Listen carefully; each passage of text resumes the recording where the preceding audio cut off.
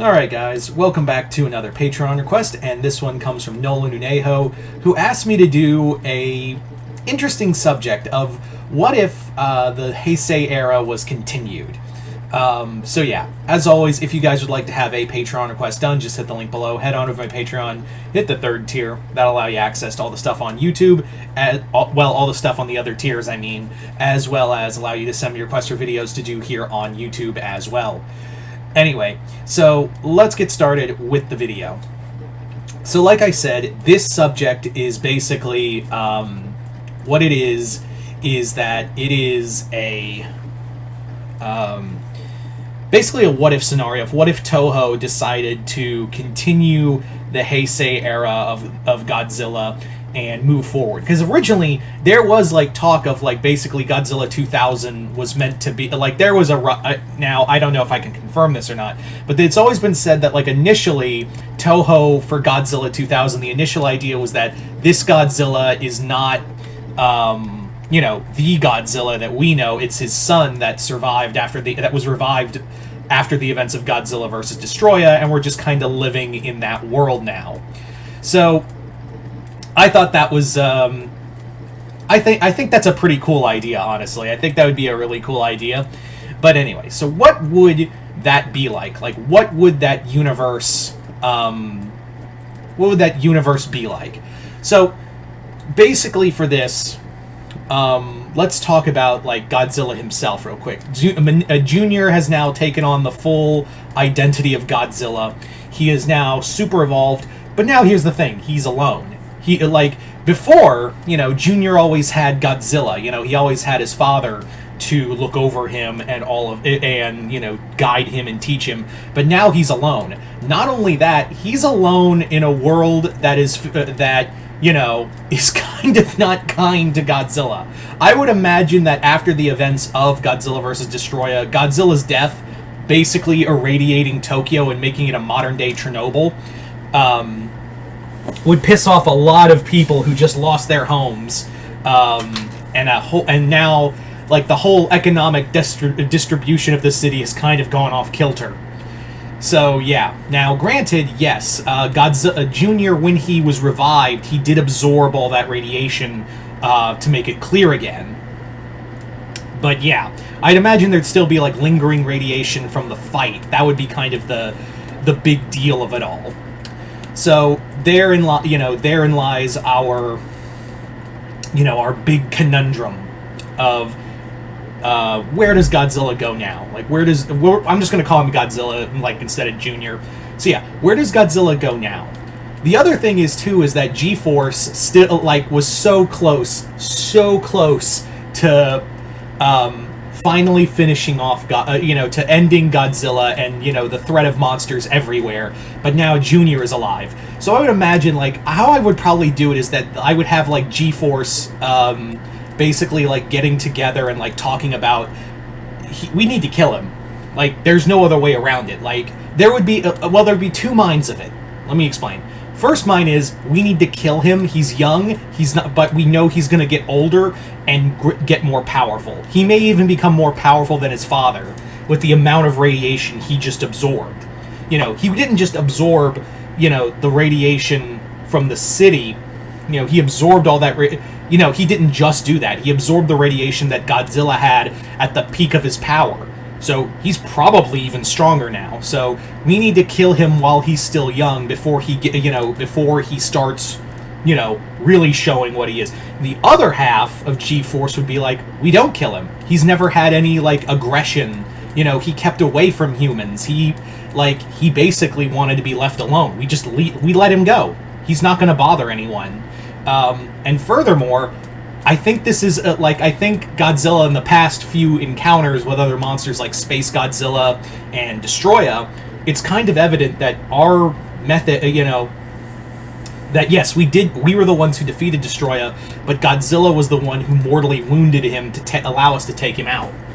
So, essentially, and this would be championed by Miki Sagusa, is that they would be like, we let him go. Like, we've shown, like, we can clearly see that G-Force is it whatever we build? No matter it can be new tanks, maser weapons, even we could build a new fucking Mecha Godzilla. We can't stop them. Like, Godzilla is the only thing that can stop any new monsters from coming to Earth. Like whatever monsters from Earth or even from space, we need these we need Godzilla as a deterrent.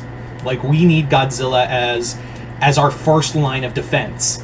And to which the other half would go, okay, so let's say we do let him go. What if he becomes like his, what if he becomes like his father and starts wrecking cities left and right?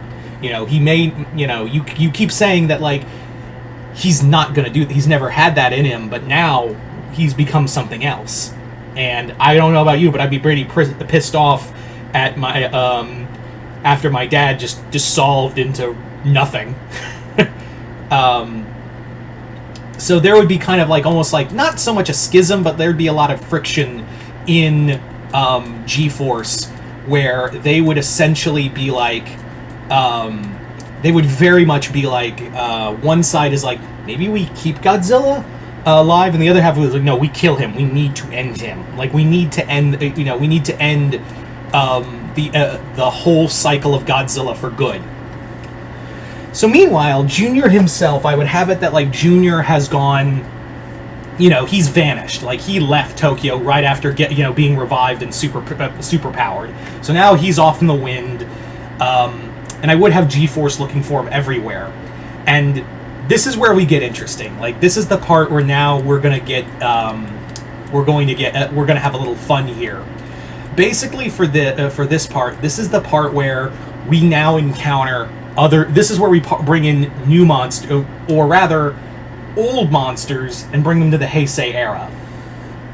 So, Godzilla is now alone. He's lost his island, he's lost his father, and is now, like, seeking, basically he just wants to find, like, someone else.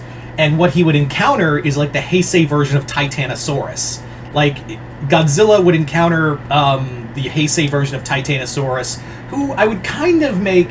He hasn't been discovered by Dr. Mifune or anything. He's just been kind of living in, like, the deepest parts of the ocean, just kind of, like, living under there.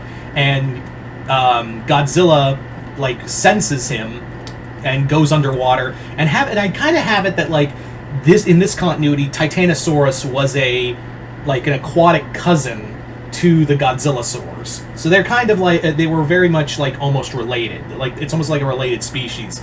So Godzilla would be like, cousin! And Titanosaurus would be like, who the fuck are you? Get the fuck out of here! So Godzilla would have his first fight underwater battling Titanosaurus. And keep in mind, he was a fighter. He did do some damage to, Destroya, but, now he's in a real, like, full-on fist fight against a monster who's been doing this a little longer. So Titanosaurus would actually, like, beat him down. And then Godzilla has to, like, learn how... This is his first, like, learning experience how to fight. So from there, Godzilla finds a new island to call home after surviving the match. And again, you maybe think, oh, well, why can't Godzilla just beat everybody? Like, this isn't the Godzilla we know. This is a Godzilla who's really only been in, like, 2 fights, and he only won, like, 1 of them. So he's only, like, 50-50. He's not used to any of this. He's used to, like, learning from his father. So he now has to learn by himself. So throughout this story, we'd find, like, Godzilla, like, learning, also encountering other new kaiju. Like, when he goes to this new island, I would have the Heisei versions of Kumanga and Kamacuras there waiting for him.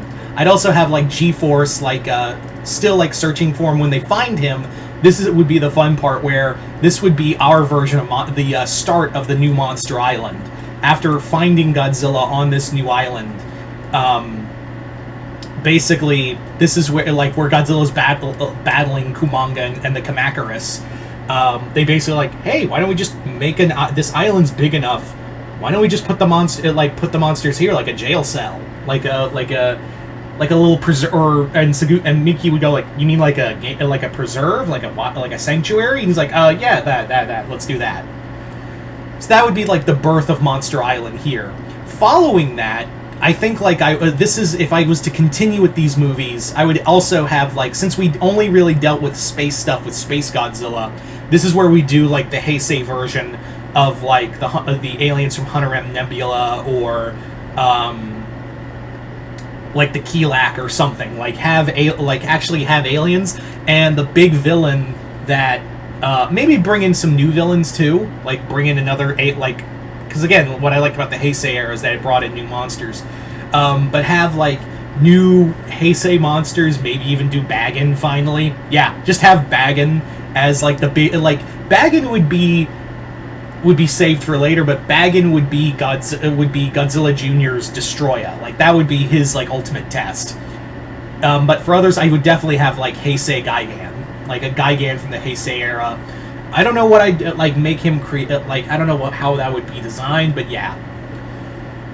Anyway, so there you go, guys. Those are just a few ideas. But let me know in the comments below. What would you do if you could continue the Heisei era of Godzilla? Just comment below, let me know. Once again, I'd like to thank Nolan Uneho for this Patreon request, as well as continued patronage. Other than that, hope you all enjoyed this. I'm Mr. Multiverse. I'll see you next time in the Multiverse.